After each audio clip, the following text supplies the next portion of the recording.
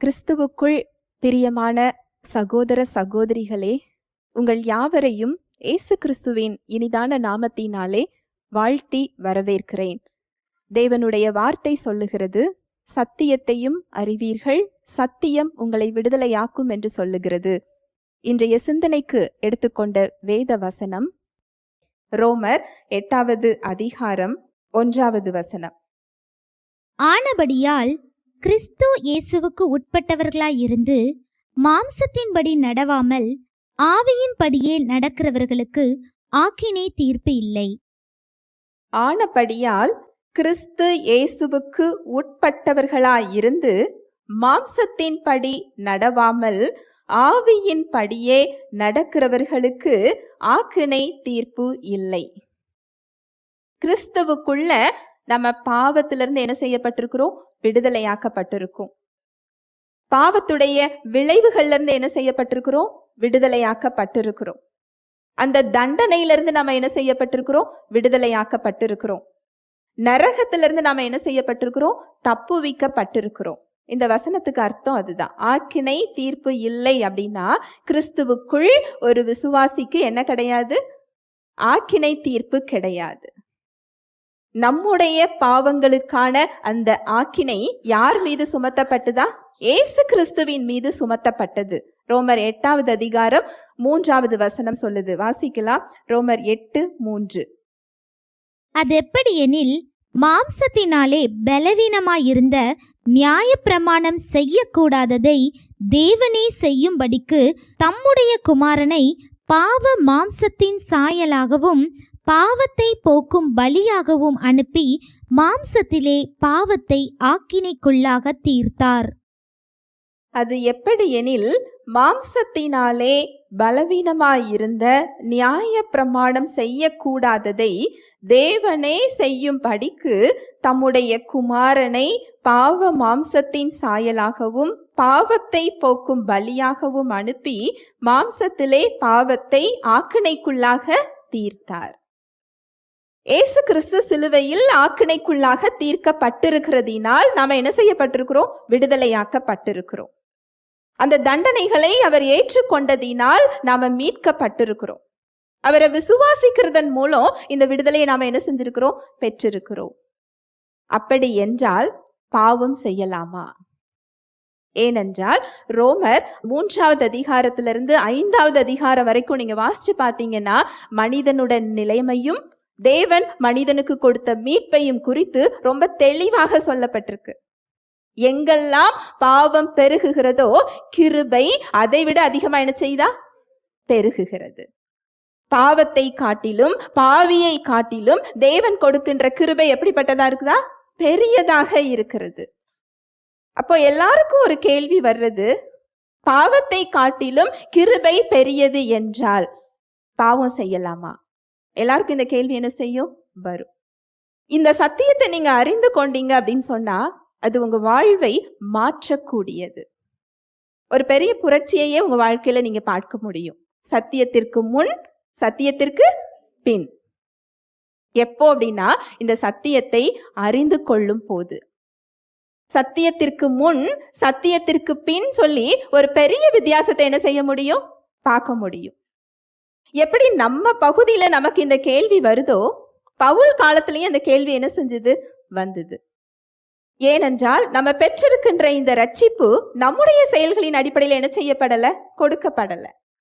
கிறிஸ்துவின் செயல்களின் அடிப்படையில இந்த ரட்சிப்பு நமக்கு என்ன செய்யப்பட்டிருக்கு? கொடுக்கப்பட்டிருக்கு. உங்களுக்கு ஒரு சின்ன ஒரு உதாரணம் நான் சொல்றேன். ஜெபத்துல நீங்க ஒரு காரியத்திற்காக தேவன்கிட்ட ஜெபிக்கிறீங்க. அந்த ஜெபத்துக்கான பதில் உங்களுக்கு வர கால தாமதமாகுது. உங்களுக்கு என்ன சிந்தனை வரும்? நான் எது தவறு செஞ்சிருக்கேனா? நான் எது பாவம் செஞ்சிருக்கிறேனா? தேவன் என் மேல கோபமா இருக்கிறாரா? இந்த தயவை எனக்கு அவர் கொடுப்பாரா? கொடுக்க மாட்டாரா? இந்த குழப்பம் நமக்கு என்ன செய்யும்? வரும். ஒரு சகோதரன் சில வருடங்களுக்கு முன்பதாக இந்த சத்தியத்தை கேள்விப்பட்டு என்னிடம் பேசினார். அவருக்கு என்ன பிரச்சனை அப்படின்னு சொன்னா, தலையை திருப்ப முடியாது. தலை ஒரு சைடு திரும்பி தான் அவருக்கு இருந்தது. நிறைய டாக்டர்கள் கிட்ட அவர் போயிட்டாரு. ஒவ்வொரு டாக்டரும் ஒவ்வொரு விதமா சொல்றாங்க. ஒரு டாக்டர் இது கேன்சராக இருக்க வாய்ப்பு இருக்கு, நீங்க பயாப்சி டெஸ்ட் எடுக்கணும்னு சொல்லிட்டார். ஒரு மரண பயத்தில் அந்த சகோதரன் இருந்தார். அவர் என்கிட்ட ஃபோன்ல பேசும்போது நான் இந்த சுவிசேஷத்தை சொல்லி கொடுக்குறேன். ஏசு கிறிஸ்து நம்முடைய நோய்களையும் பாவத்தையும் என்ன செஞ்சுக்கிட்டார்? சுமந்து கொண்டார். நீங்க சுமக்க வேண்டிய அவசியம் இல்லை. இயேசுவின் தழும்புகளால நீங்க சுகமாக்க பட்டிருக்கிறீங்க. இதை சொல்லும் போது எந்தவித உணர்ச்சியுமே இல்லாம அந்த சகோதரன் கேட்டார். பெரும்பாலும் இந்த சுவிசேஷத்தை சொல்லும் போது ஒரு சிலர் என்ன செய்வாங்க அப்படின்னா உணர்ச்சி வசப்படுவாங்க. என் நோய் அவர் சுமந்துக்கிட்டாரா? இந்த நோய் தேவன் கிட்ட இருந்து வரலையா? எனக்கு சுகம் கொடுக்கப்பட்டிருக்கிறதா? அப்படி உணர்ச்சி வசப்படுறவங்க எளிதில் சுகத்தை என்ன செஞ்சுக்குவாங்க? பெற்றுக்கொள்வாங்க.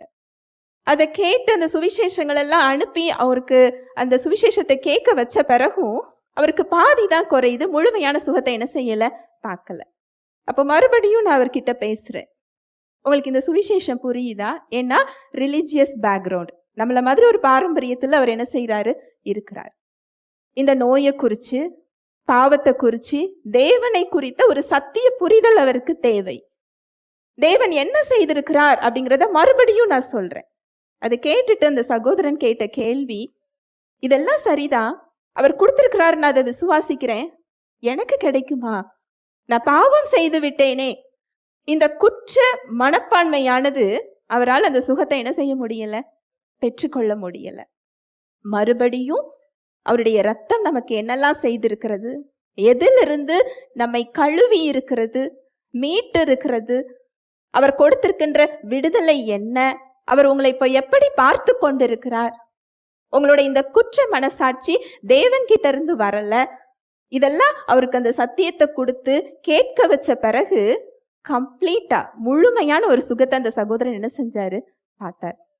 ஹல்லேலூயா, பிரைஸ் தி லார்ட். இது ஒருவர் மட்டும் இல்லை, வரக்கூடிய ஒவ்வொருவருக்கும் ஒவ்வொரு விதமான சந்தேகங்கள். அந்த சத்தியத்திலிருந்து அவங்க அந்த புரிதலை அவங்க தெரிந்து கொள்ளும் போது, அந்த சத்தியத்தை அறிந்து கொள்ளும் போது அவங்க வாழ்க்கையில எல்லா பகுதிகளையும் விடுதலையை பார்க்க முடியும். இது சுகம் மட்டும் இல்லை. ஏனென்றால் நமக்கு தேவையான மீட்பு அந்த கிருபையில தான் இருக்கு. கிருபை அப்படிங்கிறது தேவனுடைய ஆற்றல், அவருடைய வல்லமை நம்ம சார்பில் நமக்காக, தகுதியே இல்லாத நமக்காக செயல்பட காத்துக்கிட்டு இருக்கு. அதுக்கு பேர் தான் என்னது? கிருபை. அந்த கிருபை தான் நம்மளை சரி செய்ய முடியும். அந்த கிருபை தான் நம்மளை தூக்கிவிட முடியும். அந்த கிருபை தான் நம்மளை தேற்ற முடியும். அந்த கிருபை தான் நம்மளை வழி நடத்த முடியும். எனக்கு தகுதி இருக்கா?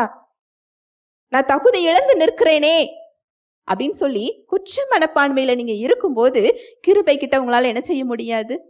போக முடியாது. ஒரு பிரச்சனை அப்படின்னு சொன்னா அந்த தீர்வை பயன்படுத்தினாதான் அதுல விடுதலை என்ன செய்ய முடியும்? பார்க்க முடியும். மனிதனுடைய பிரச்சனைக்கு தீர்வே என்னதுதான்? கிருபை தான். அந்த கிருபையை எடுக்க விடாமல் தான் நமக்கு அந்த எண்ணங்கள் என்ன செய்து வருது? குற்ற மனப்பான்மை வருது, குற்ற மனசாட்சி வருது, ஒரு தாழ்வு மனப்பான்மை வருகிறது. தைரியமாக தேவனுடைய உறவுக்குள்ள நம்மளால என்ன செய்ய முடியறது இல்ல? போக முடியறது இல்லை. ஆனா உண்மை என்ன அப்படின்னு சொன்னா, அந்த கிருபையை பிடித்து கொள்ளாமல் நம்ம விடுதலை என்ன செய்ய முடியாது? பார்க்க முடியாது. அந்த கிருபை அப்படிங்கிறது ஒரு தவறான அணுகுமுறை கிடையாது. அதை சரியா புரிந்து கொள்ளாததுனால அந்த கிருபை தவறாக சித்தரிக்கப்படுகிறது. கிருபை அப்படிங்கிறது தேவன் மனுக்குலத்திற்கு கிறிஸ்துவின் மூலமாக கொடுத்த மிகப்பெரிய மீட்பு.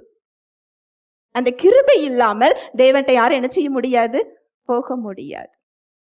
சத்தியத்தின்படி என்ன சொல்லப்பட்டிருக்கு அப்படின்னா, கிறிஸ்துவுக்குள் நமக்கு என்ன கிடையாது? ஆக்கினை தீர்ப்பு கிடையாது.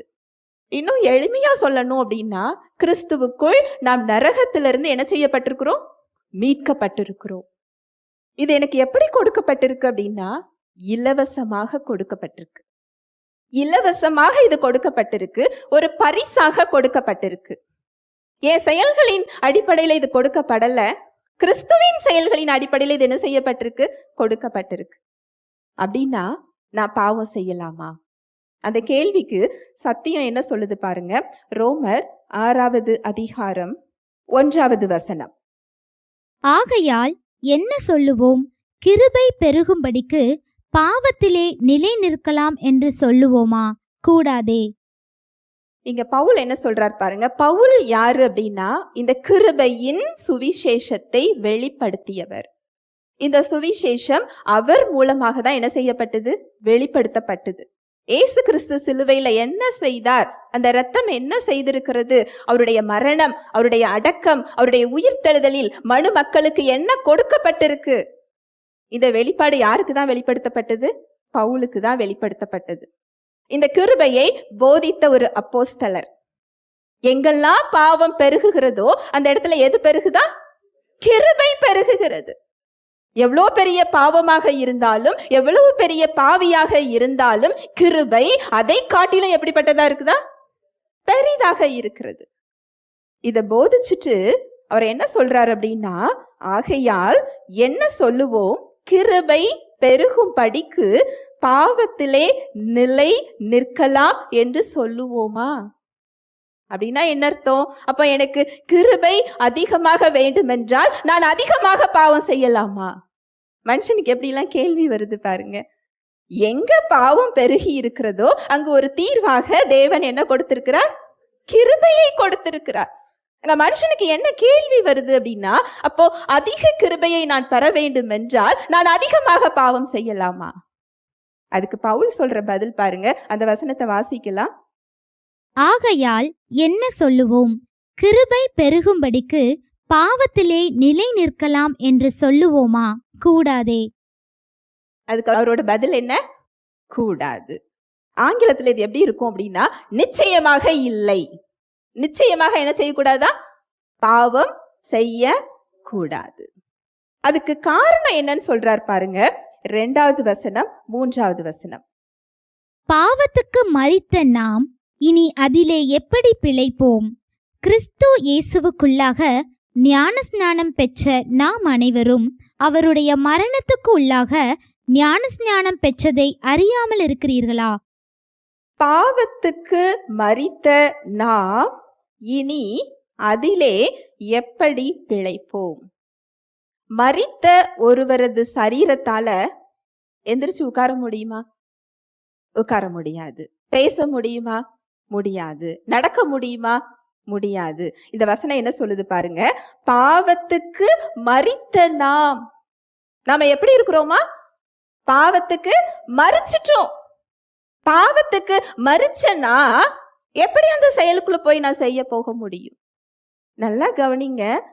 நீங்க இதெல்லாம் செஞ்சாதான் உங்களுக்கு ரட்சிப்புன்னு இதுல என்ன செய்யப்படல? சொல்லப்படல. இந்த ரட்சிப்பு முழுக்க முழுக்க இயேசு கிறிஸ்துவை விசுவாசிக்கிறதன் மூலம் இலவசமாக நமக்கு என்ன செய்யப்பட்டிருக்கு? கொடுக்கப்பட்டிருக்கு. அந்த ரட்சிப்பை பெற்றுக்கொள்றதுக்கு எனக்கு தகுதி வேண்டாம். நான் அவட விசுவாசிச்சாலே போதும். ஆனா அந்த ரட்சிப்பு எதற்காக கொடுக்கப்பட்டிருக்குன்னா, ஒரு பரிசுத்தமான வாழ்வு வாழ என்ன செய்யப்பட்டிருக்கு? கொடுக்கப்பட்டிருக்கு. ஹல்லேலூயா, பிரைஸ் தி லார்ட். பரிசுத்த ஆவியானவர் தாமே தேவ வார்த்தையோடு கூட உங்கள் யாவரோடும் இடைப்பட்டார் என்பதை விசுவாசிக்கிறேன். தேவ வார்த்தையில் சொல்லப்பட்ட சத்தியத்தின்படி சிந்திக்க, செயல்பட இன்று நாம் தீர்மானம் எடுப்போம். தேவனுடைய கிருபையும் சமாதானமும் உங்கள் அனைவரோடும் கூட என்றைக்கும் இருப்பதாக. ஆமேன்.